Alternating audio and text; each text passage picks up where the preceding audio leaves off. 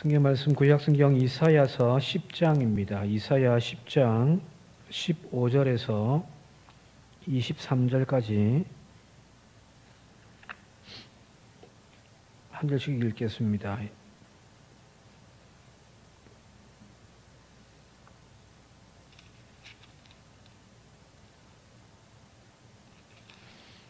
(15절에서) 23절입니다. 도끼가 어찌 찍는 자에게 스스로 자랑하겠으며 토비 어찌 켜는 자에게 스스로 큰 채 하겠느냐. 이는 막대기가 자기를 드는 자를 움직이려 하며 몽둥이가 나무 아닌 사람을 들려 함과 같음이로다.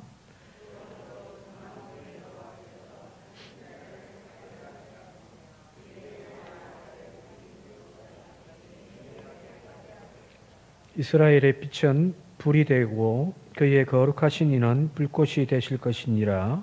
하루아침에 그의 가시와 찔레가 소멸되며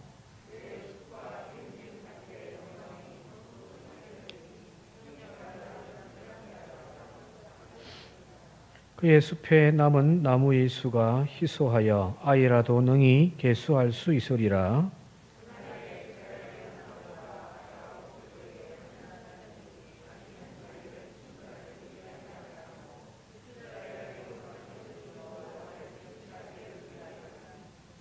남은 자 곧 야곱의 남은 자가 능하신 하나님께로 돌아올 것이라.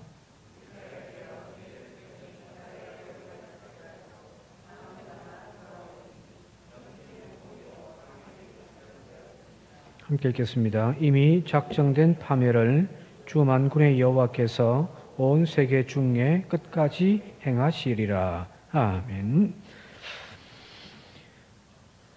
9장에서 이스라엘의 부패와 영적인 타락으로 말미암아 하나님께서 그들을 이제 사마리아를 북이스라엘을 이제 치실 것이다, 멸망시킬 것이다 하는 말씀을 전하고 있는데, 이 이스라엘을 하나님이 심판하시는 또 그 심판을 통하여 정화시키려고 하시는 그 심판의 도구로 사용한 것이 바로 그 북쪽에 있는 아시아라고 하는 나라입니다.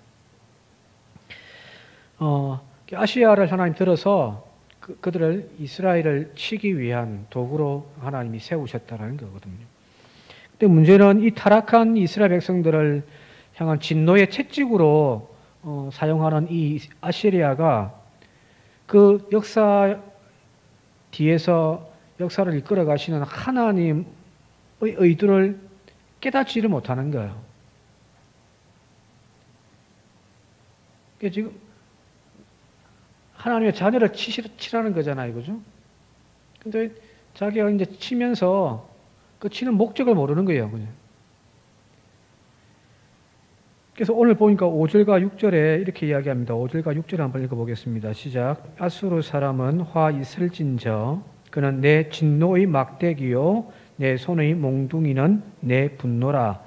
내가 그를 보내어 경건하지 아니한 나라를 치게 하며 내가 그에게 명령하여 나를 노하게 한 백성을 쳐서 탈취하며 노략하게 하며 또 그들을 길거리에 진흙같이 질밟게 하려 하거니와. 하나님께서 이 아시아를 들어서 이스라엘을 치시겠다는 거예요. 이제 맞을만 하거든요. 벌 받을 만한 상태가 됐단 말이에요. 거기서 눈 감으시고 내 새끼니까 하고 그냥 등을 돌리시는 하나님이라면 공의 하나님이 아니시죠. 그죠? 하나님이 공의를 가지고 이스라엘 치실 때 여기 보니까 진노의 막대기, 내 손에 몽둥이, 분노의 몽둥이를 하나님이 아시리아를 택하여 그를 보내고 그에게 명령하신단 말이에요. 그 이 모든 주체는 하나님인 겁니다. 잠시 하나님께서 자기 백성을 징계하기 위하여 아시리아 백성들에게 막강한 군사력을 허락해 주셨을 뿐입니다. 그죠? 근데 이 아시리아는 그 힘의 원천이 하나님에게 있다는 사실, 이 모든 것들을 이루어 가시는 하나님을 깨닫지를 못하고 고백하지를 못하니까 자신들의 힘과 자신들의 능력으로 이 모든 것들이 이루어지고 있다라고 스스로를 착각에 빠져버리더란 거거든요.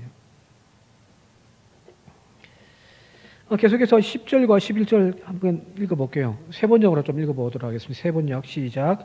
내가 이미 우상을 섬기는 나라들을 장악하였다. 예루살렘과 사마리아가 가진 우상보다 더 많은 우상을 섬기는 왕국들을 장악하였다. 내가 사마리아와 그 조각한 우상들을 손에 넣었거늘 예루살렘과 그 우상들을 그렇게 하지 못하겠느냐. 여기 10절에 내가라고 하는 것은 아시리아겠죠. 그죠? 아시리아와 아시리아의 왕들이 그렇게 이야기하는 거예요. 내가 지금까지 수없이 많은 나라들을 정복하였다는 거예요. 그들이 섬기던 각각의 신들이 있었고, 여기서 무성이라 표현했습니다만 각 민족마다의 섬기는 고유의 신들이 있더라는 거예요. 그 많은 신들을 내가 다 깨어 부숴버렸다는 거예요. 여기 그 조각한 우상들을 내 손에 넣었거늘. 전쟁에 패한 신은 그 백성들만 포로로 잡혀가는 것이 아니라 그 신도 자신들의 신 밑으로 이렇게 오게 되어 있단 말이에요.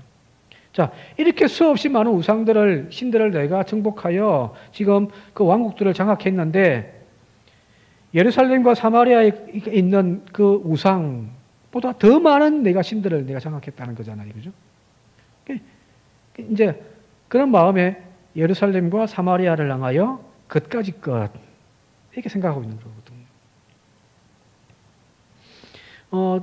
몇 번 이야기했습니다만 고대 전쟁은, 고대 사회의 전쟁은 어떤 한 나라와 한 나라 혹은 한 민족과 한 민족의 어떤 전쟁이기도 하지만 그 이면에는 자신들이 섬기고 있는 자신들의 민족의 신들의 전쟁이란 말이에요.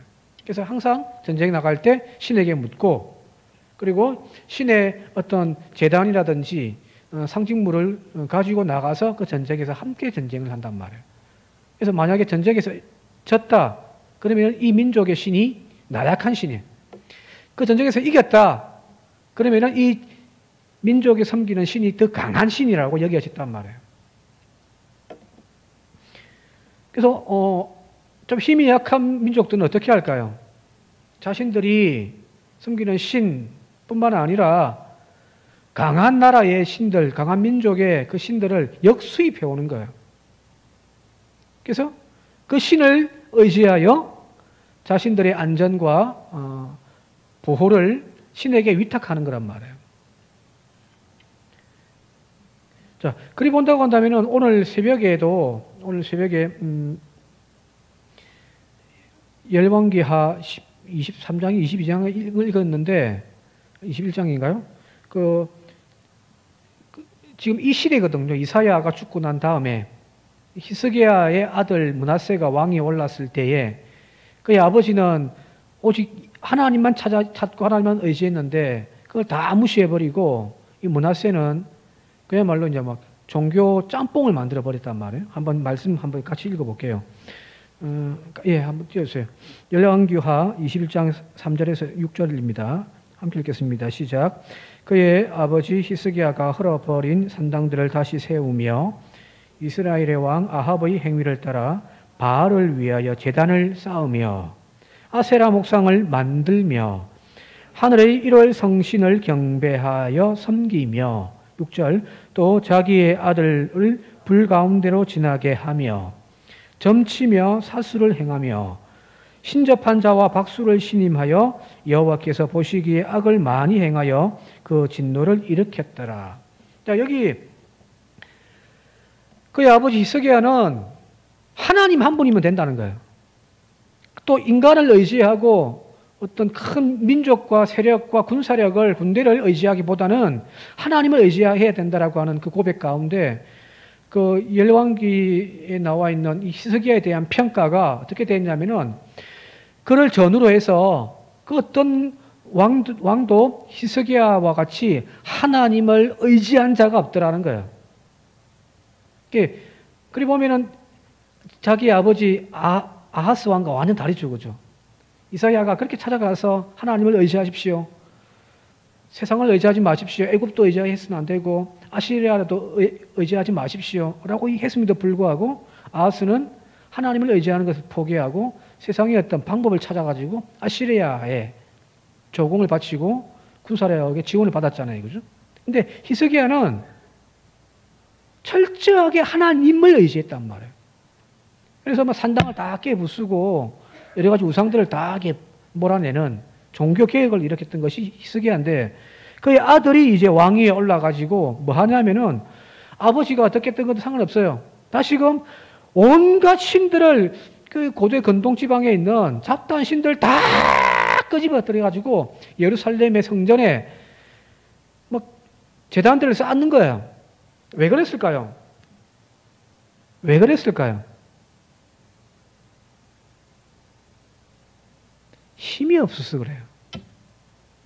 힘이 없는 것뿐만 아니라 믿음이 없는 거예요. 하나님 한 분으로 족하다라고 하는 믿음이 없어요. 하나님을 보니까 약해 보인단 말이에요. 그러니까 하나님 외에 바알 신도 끄집어들여 가지고 섬기면서 우리를 보호해달라고 하고, 여기 아세라 목상 여신이거든요. 아세라 목상을 또 만들어가 제단을 쌓아가지고 성전 안에 제단을 쌓고서 또 경배하며 제사를 드리더라는 거예요. 여기 6절에 나와 있는 자기 아들을 불 가운데 지나게 하며, 이거는 몰록이라고 하는 모압의 신을 이제 섬길 때 최고의 헌신, 그 신을 정성을 드릴 수 있는 것이 바로 자기 아들을 불 가운데로 지나게 하는 거란 말이에요. 여기 모압의 신을 이제 역수입해 온 거죠, 그죠? 점치는 자, 사수라는 자, 신접한 자, 박수를 신임하여 하여튼 자신의 힘이 연약하니까 어떤 신적인 도움을 요청하기는 하는데, 뭐 하냐면은 잡다한 신들 다 끄집어 와가지고 그걸 다 합쳐서 자기를 보호할 수 있는 힘이라고 착각을 하고 있는 거죠. 우리 오늘 새벽에도 기억했습니다만은, 우리가 믿음 없는 사람이 농담 삼아 기도할 때에 마지막에 예수님의 이름으로 기도합니다를 해야 되는데, 부처님, 알라의 신의 이름으로, 예수님의 이름으로 기도합니다. 농담삼아 우리 그렇게 하잖아요, 그죠? 어떤 한 신이 하나 걸려가지고 날 도와주면 된다라는 거잖아요, 그죠? 그런 심리잖아요. 이게 지금 그래요, 문화세 시대가. 많은 신들 모아놓고서 그 신들이 좀 힘을 합쳐가지고 이 민족을 구해달라고 지금 하고 있다는 거거든요. 여러분들, 많은 숫자의 우상이 중요한 것이 아니단 말이에요. 제대로 하나님 믿어야죠. 제대로 하나 믿으라 말이에요. 그 바로 한 분이 바로 우리가 섬기는 하나님이십니다. 여호와라고 하는, 야훼라고 하는 이름 자체가 나는 나다. 그죠? 나는 존재케 하는 자다. 누군가가 내 도움을 받아가지고 내 스스로가 존재되어진 존재가 아니라 내 자체, 내 스스로가 존재하는 자다. 가장 근원적인 신이 바로 여호와라는 거거든요. 오늘 우리가 그분 한 분이면 족하다 생각하시기 바랍니다. 여기 기웃 저기 기웃거리지 마십시오. 하나님 보실 때 얼마나 그게 어리석고 누추해 보냐 말이에요. 생명과 복의 근원 되시는 하나님 한 분으로 내 인생 충분합니다. 이렇게 고백하며 사십시다. 세상 사람들이 비웃고, 아직도 미신을 믿냐, 아직도 과학적인 이 세상 이 현대 사회에서 아직까지 종교를 가지냐라고 이야기를 한다 할지라도, 아니요, 우리는 그 하나님을 의지하며 살아가는 거예요. 자, 계속해서 이 아시리아의 교만이 계속해서 나오는데 13절, 14절 한번 함께 읽겠습니다. 시작. 그의 말에 내 손의 힘과 내 지혜로 이 일을 행하였나니 나는 총명한 자라. 열국의 경계선을 걷어치우고 그들의 재물을 약탈하였으며 또 용감한 자처럼 위에 거주한 자들을 낮추었으며 내 손으로 열국의 재물을 얻은 것은 새의 보금자리를 얻음과 같고 온 세계를 얻은 것은 돼버린 알을 주움 같았으나 날개를 치거나 입을 벌리거나 지저귀는 것이 하나도 없었다 하는도다. 이제 아시리아가 이제 자기가 정복하였던 모든 업적들을 자기의 힘을 과시하면서 뭐라고 이야기하냐면은 나는 내 손의 힘과 내 지혜로 이 일을 이루었다는 거예요. 자, 처음에 하나님께서 말씀하셨잖아요. 너는 내 도구다는 거예요. 근데 그 도구가 내 백성 이스라엘을 좀 정신 차리게 하기 위하여 드는 매라는 거잖아요. 그죠? 근데 그걸 알지 못하는 아시리아는 뭐라고 이야기하냐면은 내가 이렇게 넓은 땅덩어리를 정복하고 많은 민족들을 거느리는 큰 제국이 되어진 것은 내 힘과 내 지혜로 됐다는 거예요. 나는 총명한 자여 열국의 경계선을 걷어치운 자다.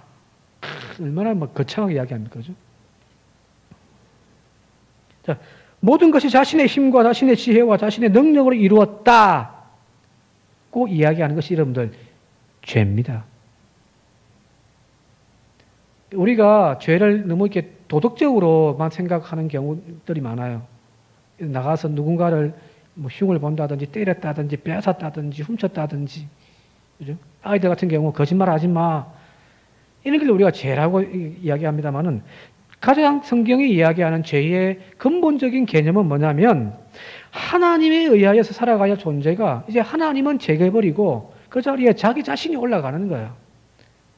나라고 하는 이야기를 자꾸 하는 사람들은 죄성이 많은 사람들이에요. 그들의 눈에 역사의 주관자이신 하나님의 계획이 보이지가 않습니다. 왜요? 이미 영적으로 이제 어두워져 버렸으니까요. 또 하나님을 무시하는 삶을 살고 있으니까요. 단지 자신의 업적들만 보이는 거예요. 다 해놓은 것이 다 내가 있다는 거예요. 그죠? 인간의 어리석음이고 바로 선악과를 먹은 결과예요. 선악과를 먹은 결과란 말이에요. 선악과를 먹기 직전에 뱀이 하와에게 유혹을 하잖아요. 그거 먹으면 너 하나님처럼 된다.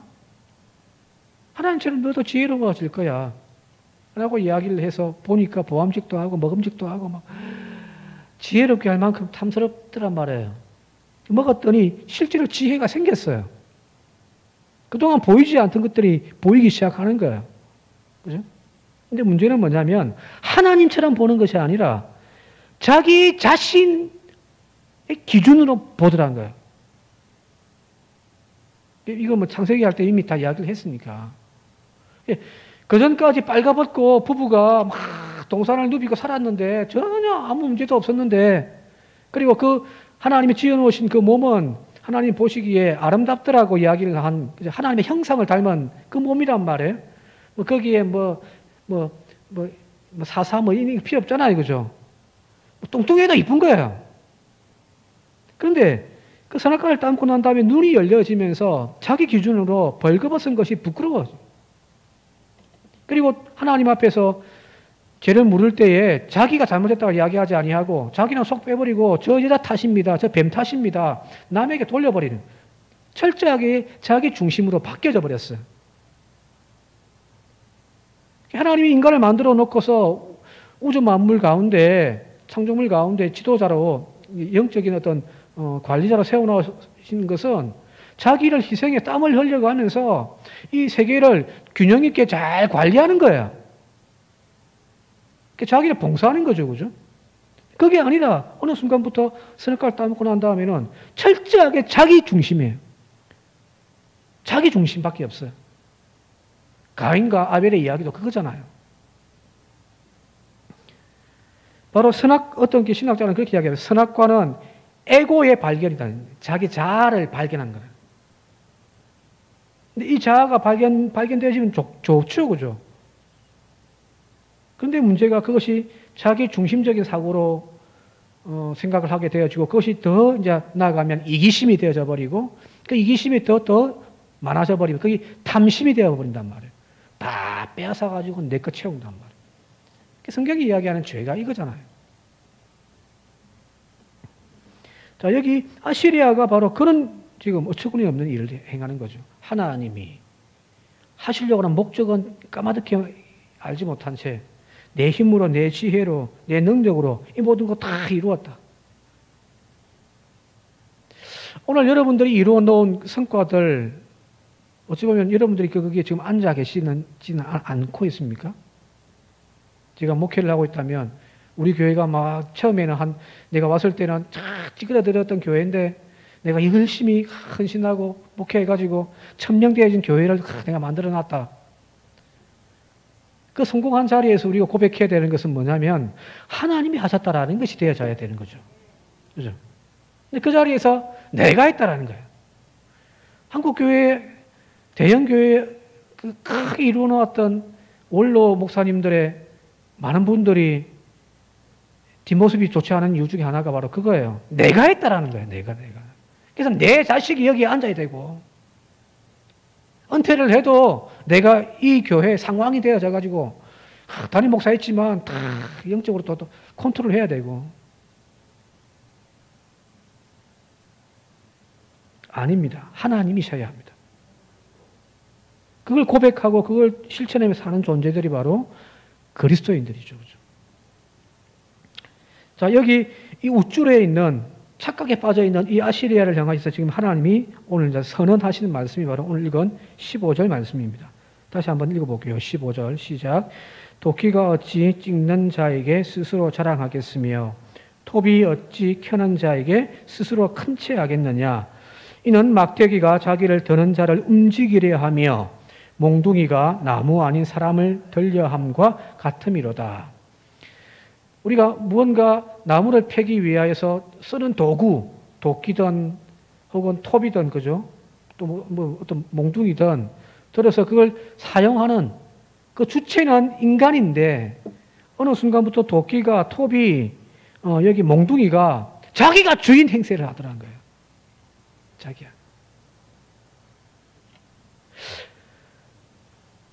여러분 그런 기억 아마 경험들 아마 있을 거예요.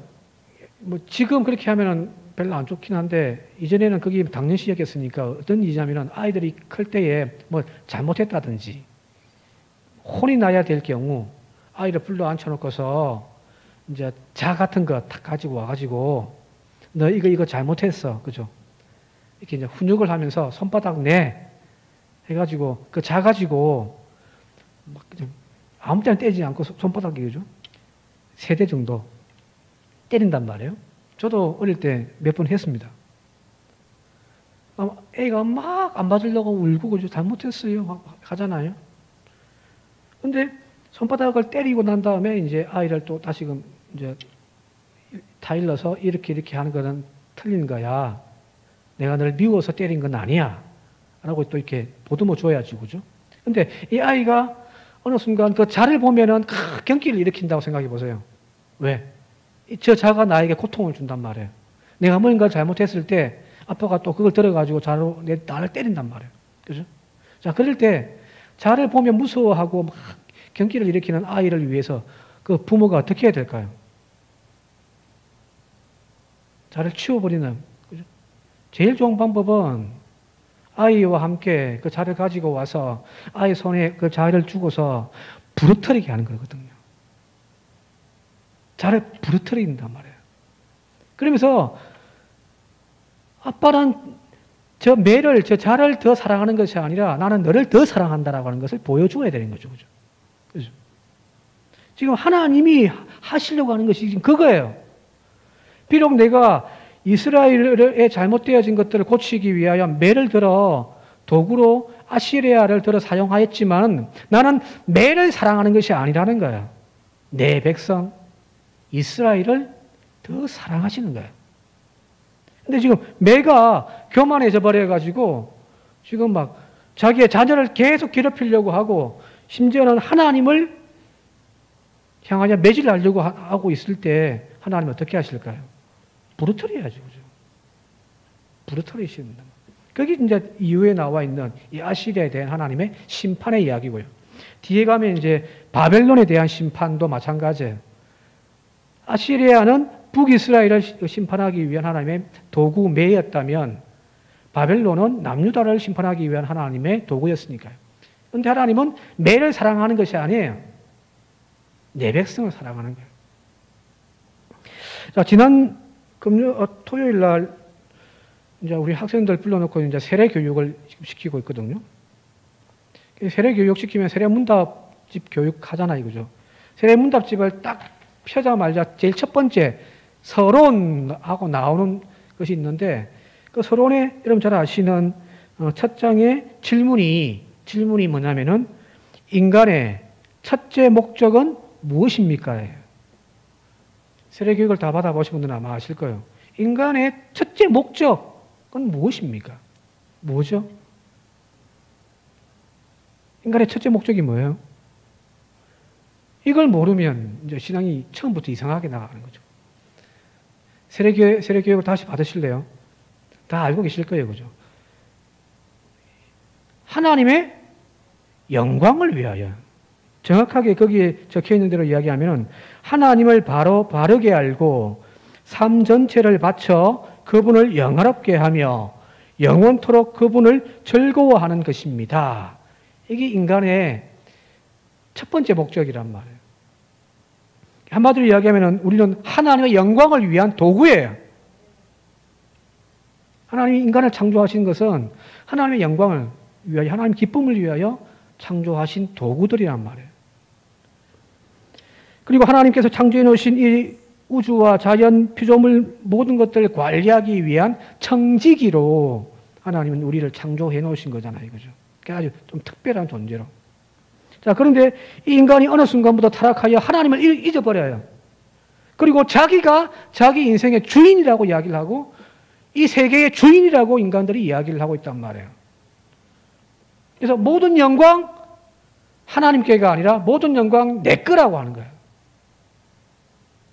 자, 죄란 다른 것이 아니에요. 이 주객이, 주와 객이 이 바르게 있어야 되는데 거기 전도되어져 버린 것이 죄예요. 내가 주인이 되어지고 하나님의 내 종이 되어지는 거예요. 원래의 목적은 하나님이 주이시고 우리는 그 하나님의 영광을 위하여, 기쁨을 위하여 창조되어진 종이고 도구인데 어느 순간 타락하면서 이게 뒤바뀌어져 버린 거예요. 내가 주인이에요. 하나님은요. 아예 그냥 쓸모없다라고 이렇게 제껴버리는 무신론자들 있고 하지만 예수 믿는 사람들도 마찬가지예요. 하나님이 주가 되어야 되는데 하나님이 객이 되어져 버리는 거예요. 도구가 되어진단 말이에요. 예수 이름을 부르고 예수를 믿는다라고 이야기하지만 그러나 하나님조차도 내 삶의 유익과 형통을 위한 도구화로 여기는 것. 하나님이 나에게 잘해주시면 열심히 갖다 바치고 뭐 열심히 하는데 나에게 뭐 시련이 오고 아픔이 온다면은 어느 순간 확 뒤바뀌어가지고 하나님과 확 담을 쌓는 그죠? 그거는 하나님이 나를 위하여 존재하는 거잖아요. 어쩌면 지금 우리는 탐욕의 노예가 되어져 가지고 예수 그리스도와 하나님의 이름조차도 도구화시키는 죄를 범하고 있지는 않는지 우리 스스로 믿음을 한번 점검해 보셔야 되는 거예요. 그래서 주여 주여 하는 자마다 다 나에게 합당하지 않다고 말씀하신 그 이유가 바로 이거예요. 그 주가 진짜 너의 삶의 주인이시냐? 너의 삶의 목적은 정말 하나님의 영광을 위해 살고 있느냐?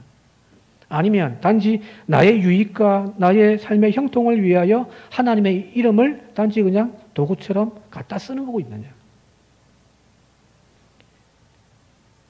오늘 이 주객이 전도되어진 우리의 삶을 다시금 본래 자리로 돌이킬 수 있길 바랍니다. 하나님이 주인이십니다. 하나님이 주님이시란 말이에요. 예수 그리스도가 내 인생의 주님이시에요. 그래서 내 삶의 가장 중심의 자리에 뭐 사형리에도 그런 거 나옵니다만은 내 삶의 가장 중심의 자리에 하나님이 앉아 계셔야 되고 예수 그리스도께서 앉아 계셔야 되는 거죠. 필요할 때 주님 찾아오 불러가지고 나를 이렇게 좀 도와주세요 이게 부탁하는 해결사가 아니라 손님이 아니라 항상 주님이 내 삶의 중심으로 와서 나를 다스리시고 나는 그 주님의 말씀에 순종하여 살아가는 삶이 그리스도인의 삶입니다. 그래서 지난 주일날 설교했습니다만은 우리가 할 말은 다른 것이 없어요. 나는 무익한 종입니다. 내가 할 일을 하였을 뿐입니다. 이것밖에 없어요. 그죠? 그래서 여러분 착하고 충성된 종들이 되시길 바랍니다. 자, 뒷부분 조금만 더 마치도록 할게요. 이 하나님께서 이 아시리아라고 하는 막대기를 이제 채찍으로 도구로 사용하셔서 북이스라엘을 이제 치시고 심판하시는데 그 이유는 목적은 분명하죠. 그들을 정화하기 위함이거든요. 그냥 다 때려 부수고 막 쫓아내버리는 것만이 아니란 말이에요. 이전에 한평에 있을 때 그 사택 뒤에 조그마한 텃밭이 하나 있었습니다. 여기 텃밭에 뭐 이제 배나무도 심겨져 있고 이제 뽕나무도 심겨져 있어요. 오디나무. 이제 5월달, 6월달 되면은 이 오디가 빨갛게 올라오거든요.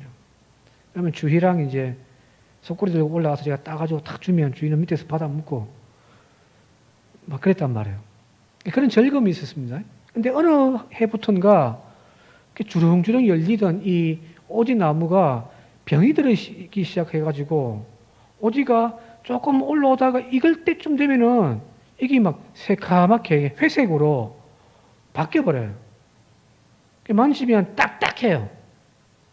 뭔가 했더니 이제 병충해 때문에 이 나무가 지금 병들어버린 거예요.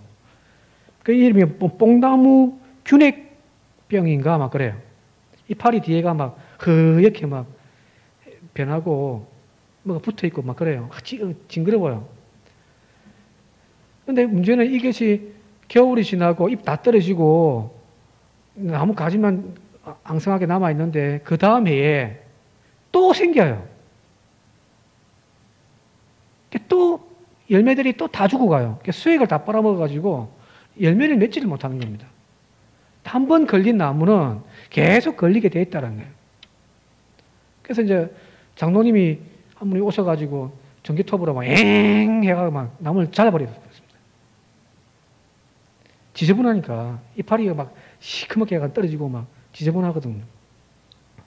자, 뽑아버리면 그 조그만한 텃밭에서 그 나무를 이제 뽑아버리면 이제 그 뽕나무를 이 텃밭에서 지워버리는 거예요. 그죠?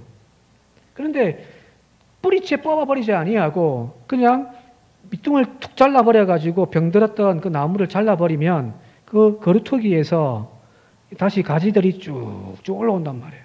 아마 지금쯤 가면은 또 많이 올라왔을 거예요. 벌써 이제 7년, 8년 지나버렸으니까. 하나님이 지금 이스라엘 통하여서 뭘 하시냐면은 남은 자를 남겨놓으셔서 그들을 정화시켜 다시금 하나님을 찾고 하나님을 의지하는 백성으로 하나님의 그 구원의 사역을 계속해서 이어가시겠다는 거거든요. 전도 한번 말씀드렸잖아요. 그죠? 그래서 이사야에서 중요한 단어 몇 가지가 있는데 그 중에 하나가 바로 남은 자란 말이에요. 남은 자, 거루터기. 그 거루터기에 다시금 가지를 솟게 하시고 그 열매를 맺도록 하는 것이 바로 하나님의 구원의 뜻입니다. 단순하게 그냥 이 미운 놈들 죽여버리겠다가 아니잖아요. 그죠? 내 새끼한테 매를 들어가 때리지만 죽여버리겠다라고 때리는 부모는 별로 없죠. 하도 희한한 부모들이 많이 나와가지고 할머니가 엄마라고 해갖고 막 이상한 세상이에요. 그죠? 그럼에도 불구하고 가장 부모의 일반적인 정상적인 부모의 마음은 그 자식을 체벌하되 죽이지는 않단 말이에요. 그죠? 고치는 거지. 오늘 여기 뒷부분에 20절부터 나와 있는 이야기가 바로 그거예요. 남은 자를 통하여 내가 계속해서 내가 너희에게 약속한 그 구원의 사역을 계속해서 이루어 가겠다라는 거예요. 자, 그러면 그 남은 자들이 해야 할 일이 뭘까요? 하나님의 심판 앞에서 정신 차리는 거예요. 하나님께 돌아가는 거예요. 하나님을 찾는 거란 말이에요. 자, 역대하 7장 14절에서 16절인데 역대하 7장 14절 말씀을 한번 함께 읽어볼게요. 없습니까? 제가 읽어드릴게요. 내 이름으로 일컫는 내 백성이 그의 악한 길에서 떠나 스스로 낮추고 기도하여 내 얼굴을 찾으면 내가 하늘에서 듣고 그들의 죄를 사하고 그들의 땅을 고칠지라. 내 백성이 그 악한 길에서 떠나 스스로 낮추고 하나님의 얼굴을 찾으면 내가 그들을 고칠 것이다. 그래서 여러분들 여호와 하나님의 여러 가지 속성과 이름 중에 하나가 우리 알고 있는 여호와 라파의 하나님이에요. 히브리어로 아도나이 로페카. 나는 치료하는 하나님이라는 거예요. 그죠? 출애굽기 15장에 나와 있는 홍해바다 건너가자마자 첫 번째 광야에서 그들이 경험했던 기적이 바로 이 마라의 샘물, 썬 샘물을 먹지 못하는 그 샘물을 하나님께서 단물로 바꿔 놓으시는 거잖아요. 그죠? 그게 첫 번째란 말이에요. 무엇이든 첫 번째 기적이 큰 의미가 있습니다. 요한복음에도 예수님의 첫 번째 기적이 가나 혼인잔치에 그 포도주를 만드는 기적이잖아요. 변화시키는 거예요. 이 마라의 샘물을 주님이 허락하시고 난 다음에 마지막에 뭐라고 이야기하냐면은, 여러분 잘 아시는 대로 나는 치료하는 하나님이다라는 거예요. 나는 치료하는 여호와임이니라. 오늘 하나님은 우리를 고치시는 하나님입니다. 단지 이 구절을 떼가지고 내가 병들고 아플 때 치료의 하나님 나의 병을 고쳐주십시오라고 막 기도할 그런 제목이 아니라는 거예요. 물론 그런 질병 가운데 우리를 고치시는, 회복해 하시는 하나님의 은혜도 있지만, 여기 마라의 샘물에서 나는 치료하는 하나님이라고 우리에게 이야기하시는 것은 영적으로 병들고 지금 타락해 있는 오늘 우리를 주님께서 치료하여 고치셔서 다시금 하나님의 자녀로 고쳐 사용하시겠다는 거거든요.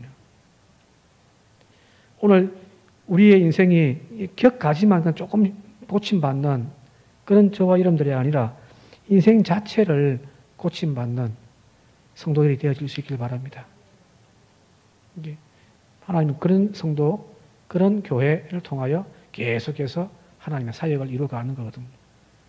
그 모습만 그럴듯한 게 아니라 목사 인척하지 말고, 장로 인척도 하지 말고, 권사 인척도 하지 말고, 교회 다니는 그리스도인 척하지 말고요.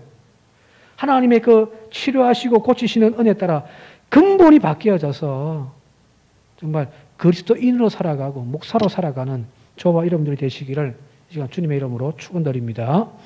함께 기도드리겠습니다.